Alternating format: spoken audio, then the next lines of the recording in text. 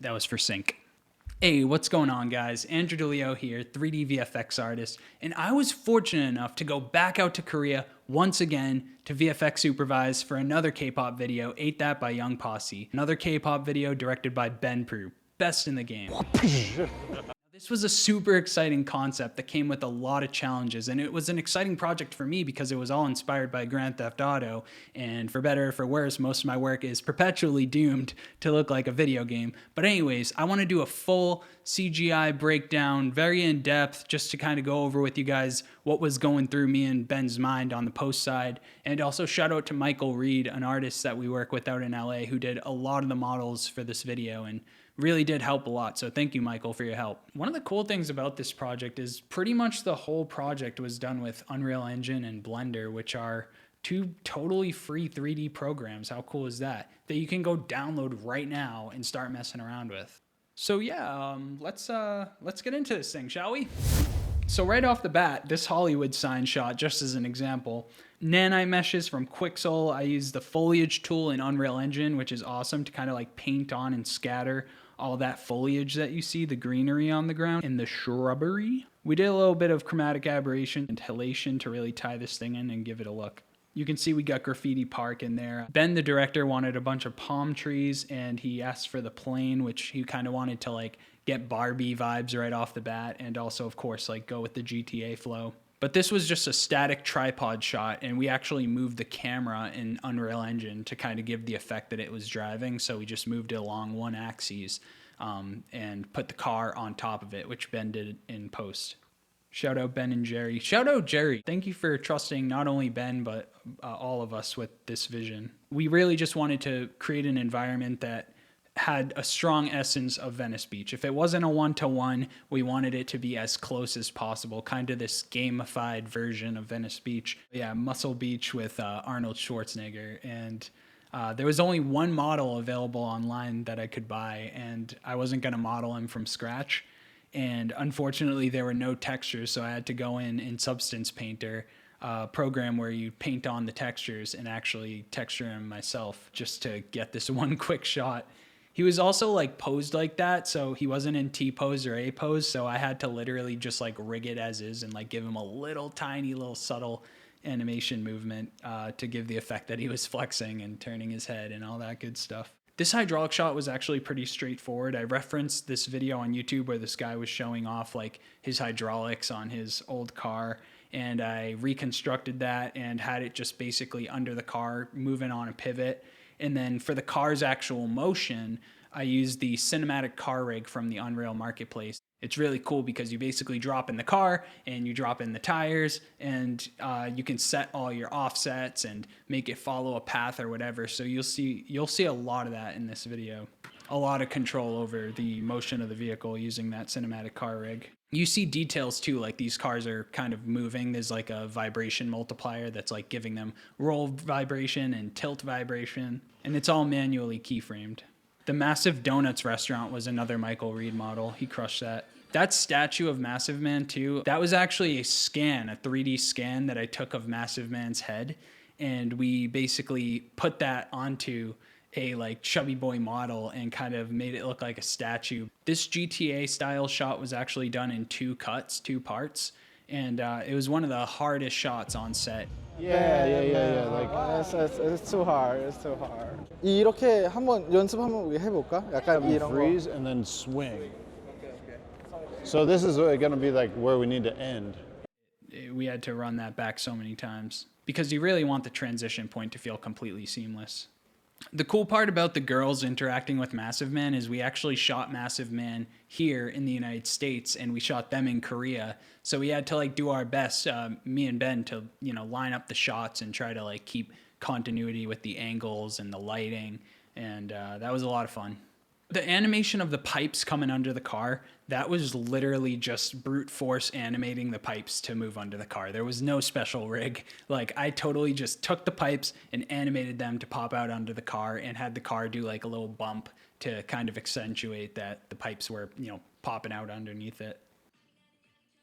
So the cop we actually had on set in America as well, and I used Polycam to do a 3D scan of his body, and we were able to apply animation to him, which obviously it looks like a 3D model, but it's Grand Theft Auto themed, so you can kind of get away with a lot. You have a lot of liberty there. Yep, there they are jumping over the fence and the dog. So the shot of them jumping off the roof doing flips and running into the safe house, that whole sequence was done in one night. So it took a whole night, like straight through till 9 a.m. So I'm super happy how that shot turned out. So as far as the environments go, you don't have to overcomplicate it. It's really just all about what the viewer is going to see. You're not designing for a video game where someone can free roam. You're designing for a video where literally all you need is a background. So like in the back, it's just a giant rock, a tower, and a bunch of palm trees, and that is quite literally the background, and then like a house in the midground, and then obviously the front plates in the foreground. So one of the most exciting parts of the video for me, hands down, I gotta close the laptop for this one. And it's a bad surprise. It's not the surprise you want. So a lot of times on these sets, I have to do photogrammetry, these photo scans of different people or things. And that's the process of basically taking all these images from different angles. And when you load that into a program like Reality Capture or Polycam, it's able to determine the camera position, reconstruct that geometry as a mesh, and then project the textures back on from their respective camera angles. So you have like a fully textured object, and it's just the sickest thing.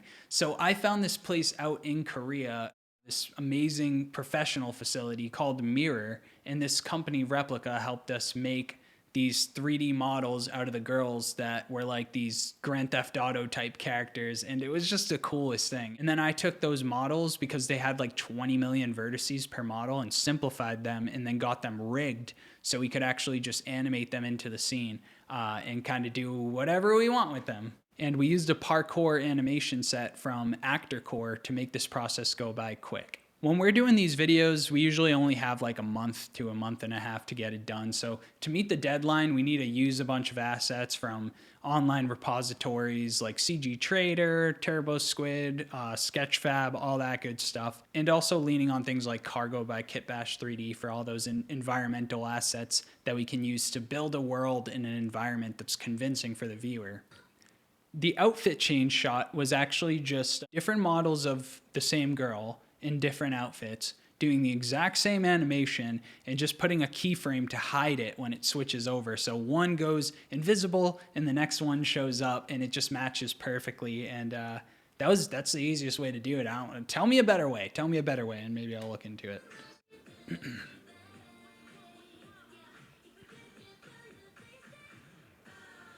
So to achieve that Tower Records transition down into the environment, we just tracked a camera shot, coming down into the shot, and then extended the camera's motion. So it was like this additive motion going down and then landing ultimately where it needed to be for the track to make sense. So the process for actually match moving on these shots is pretty straightforward, and we do the same thing on every project. Like, we'll take the green screen footage, I'll bring that into Blender, which is another free open source program. You don't need anything fancy. And then I put a bunch of tracking markers on it and do a camera solve of the shot so that the camera in the digital environment matches the camera on the actual set. Then I bring that over to Unreal Engine using USD, and I have a whole video all about that whole workflow if you're interested, where I go a lot more in depth. We actually had a bunch of green screen suit guys like swinging the skateboards back and forth to achieve this shot, which was a pretty cool solution for emulating that kind of skateboard drift movement. These are green men. Secret weapon. And then the boxes that they were grabbing onto, I actually blocked that out in Blender with these scaled up cubes so that we could see exactly where they were grabbing onto the tailgate. Then I just animate the root position of the entire scene as a whole with the camera track, so that way it's tracked, but we're also like moving the whole scene to give the illusion that they're flying down the street. So for this shot, for example, tons of environment work. It was literally just a flat ground of the vault with a couple stacks of cash and some blue boxes. So obviously we had to add all the money. That took me forever, and Ben helped out quite a bit with trying to blend, the cash that was actually there with the cash I had added. And then a lot of kind of focal distortion work to mimic the wide angle lens used on set and ultimately make it feel like a security cam. So Ben designed the blockbusted sign logo, and then we gave that to Michael Reed, and he created the 3D model of the entire store. And then I did the final layout composition in Unreal Engine, and then Ben did his thing after. So that's just an example of how we work as a team to like get some shot like that done and make it look badass. So the truck coming through the wall, that was a fracture simulation in Unreal Engine. So I was using the chaos cache to actually cache the result of a physics simulation smashing through the wall. And then the truck, I just used a cinematic car rig to make it, come through the wall and have the tires spinning, added some smoke as it was coming out, little debris to kind of tie it all together. And then the whole shot got time dilation, which is a track you put in Unreal Engine to like stretch the time. And then you can get really cool results. Just kind of speed ramp the whole thing to get like a really epic moment. Then I added the construction guys, of course, flying to the side because, it makes the impact feel like more of a hit. This was one of my favorite shots of the video, personally. I just love it. And all the car animations, just me going nuts using manual keyframing on the cinematic car rig to, make the car tilt and make it move and make it do all sorts of crazy, crazy stuff that would never happen. I don't know if you guys remember like those old skate games, they'd have like the wide angle shot of the trick you're doing or whatever. And that's kind of like what I was going for on this one. Also super Need for Speed, Hot Pursuit inspired, fusion with GTA, all that. That shot of Doan flinging against a wall, Ben insisted on using a 3D model of her. So I literally just scanned her on set and manually animated her to like fling against the wall. And then I took the actual footage and projected that onto the geometry that I created to mimic the truck shape. And that actually gave real lighting on her, similar to what would be in the truck. And then Ben, of course, worked the transition to her actually sliding down, which was pretty funny, dude.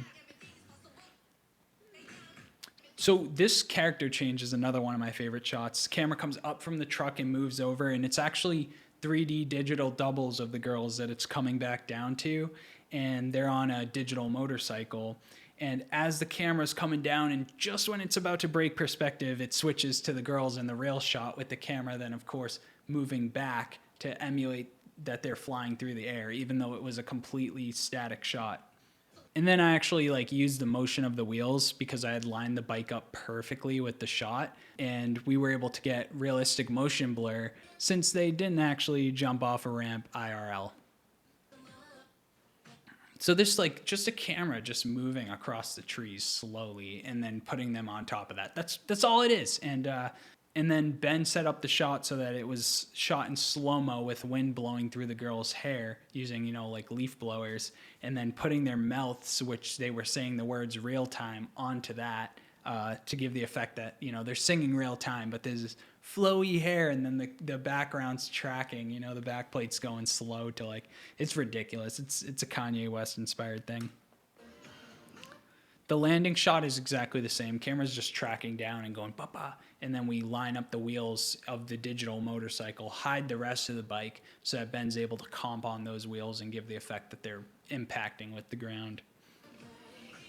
All the motorcycle animation, by the way, cinematic bike rig, you guessed it. Yeah, so the same creator of cinematic car rig just made a bike rig like 5 months ago. What are the chances? So we used that to animate the bike, and that was hell, but yeah. So the magic light comes back, and they hit the truck with it, and it expands, right? Because that's what the magic light does to things. And the truck actually smashing through the bridge, that was another chaos cache.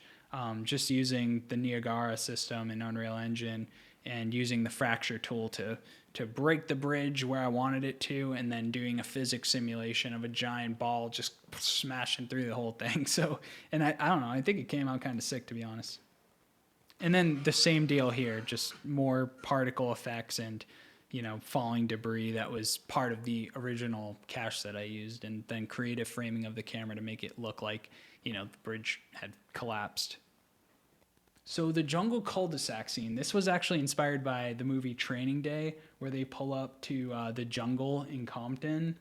And it also kind of looks like Grove Street, and a lot of people were saying that that's because it is actually a fusion between the jungle from Training Day, and Grove Street. So you get that video game reference mixed with a movie reference, which is just really cool.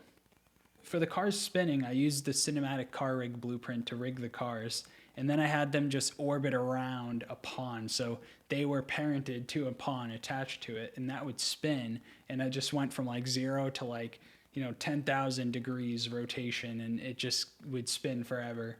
And then those smoke trails, like the drift smoke, that was actually a Niagara fluid simulation. The tire marks on the ground, that was actually literally crayon that I drew on a piece of paper, and then I brought it into Photoshop and did some work and then put that into the 3D environment. So yeah, that was literally circles of crayon. I went like that, and then I just took a photo with my iPhone, brought it into Photoshop, and it ultimately ended up on the ground, and it looked pretty sick. The people running away, that was a last minute addition from Ben, which was genius. This is super cool too. So all the extras, the digital doubles in the background, they're doing the same choreo as the girls for the first part of this bridge.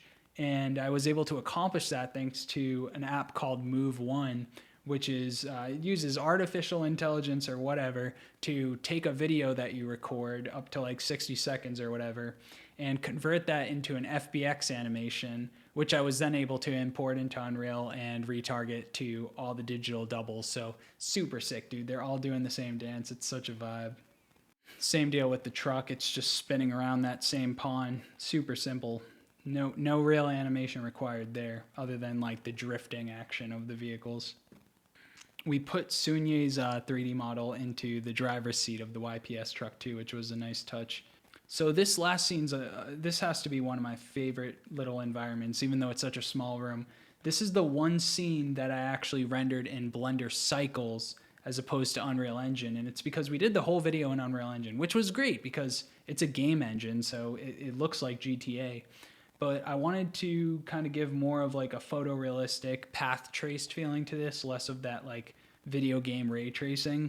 And I put a lot of thought and love into this environment. Like you see from the 90s, like that pitched ceiling that has like the posters plastered on it and those like hippie beads all the girls had in their doorway back in the day. And I Easter egged the mac and cheese box onto the microwave from their debut MV that I also worked on. And also the XXL flashlight is Easter egged in there by the door, which is pretty sick. Got the Atari on the ground, VCR player, those old like jazz cups from like the 90s, like those things with the squiggly lines that everyone had in their house. So in order to blend the practical set we had to the digital environment, there were other little tricks too, like adding a light, like a point light, where the light was in the practical set. So that way it was actually bouncing off the walls and emulating what would be happening. Otherwise the light wouldn't be like hitting any. If we didn't put a light there, the viewer might not know the reason why it looks off, like from a technical, artistic standpoint, but they would just feel it, you know what I mean? So it's important to include small details, even if you don't think they matter, because people can just tell that something's off. And then they grab the PSP and they ride off into the sunset. Classic ending. And this environment took about a night to get done. Michael Reed helped with all these like houses, you know, just kind of beasting through that. And then I did the environment design to tie it all together and all the lighting design and just give it this beautiful like classic end of video feel to it. So super stoked about that shot. Like that shot just feels so good. And the whole point of it is that, you know, you could watch the video again and it's like they're going back to the donut shop and everything's starting again and they're just in this endless loop of being in a GTA game as Young Posse. This environment's also really simple. You just have like your exponential height fog in the background to blend the landscape and kind of hide the fact that there's not like many buildings back there or anything interesting to look at. And then just having like the backlit sun to kind of like hide some of the detail in the mountains. That way you can get away with this kind of like silhouette effect. Bunch of mountains. They're all the same mountain. I just duplicated it a bunch of times. And then, you know, as far as all the rocks, just again, using Quixel assets and mixing them in, manually sculpting a landscape, mixing the Quixel assets to kind of accommodate the topology of that landscape, and then tinting all the colors to match each other, since all the models look so different. You know, the palm trees really help a lot, because palm trees literally just shove trees anywhere you can. Trees add so much, because otherwise it would look like they're on like Mars or something. Think about it. So trees are the way to go. Foliage is awesome. I really hope this video gave you at least some idea of what it's like to be a VFX supervisor for a pretty big project in another country with an actual budget. And the key takeaway is you have to be very adaptive about everything and changing ideas on the fly, and sometimes just letting things go. The director's mind can change like that, make their vision the best that it can possibly be. As Ben always says, the most important thing is always being able to tell the story. So if you understand that going in, don't always get caught up in the technical nonsense. Don't feel like you have to model every single thing. Just get everything the easiest way possible and the fastest way possible, so that you can make a better environment and tell a better story. So stay tuned for more cool projects, more tutorials. I'm going to get a lot more in depth with like certain shots in this and how they were achieved, so that you can try it as well, because if I can do it, anyone can, believe me. Anyways, that's all I got for now. Till next time.